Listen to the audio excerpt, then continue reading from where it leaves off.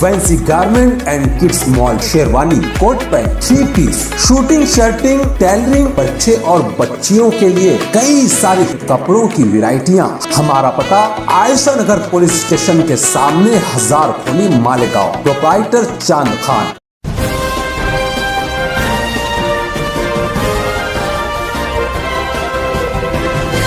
मानव समाचार, मानवता के हक में। मैं हूं शेख सलीम और आप देख रहे हैं मानव समाचार। 40 लाख की कोडियन कप सिरप की बोतल हुई जब्त। 7200 कोडियन कप सिरप की बोतल हुई सेफ। इनलीगल सप्लाई पर कार्रवाई की है एनसीबी मुंबई ने। Narcotics control bureau NCB Mumbai को खबर मिलने पर भिवंडी से कोडियन बेस्ड कप सिरप की 7200 बोतल बरामद की है, जिसे मुंबई और थाना भेजा जाना था। खबरों के अनुसार एनसीबी ने बताया है कि शुरुआती जांच में पता चला है कोडियन कप सिरप बोतल की इनलीगल सप्लाई होने वाली थी।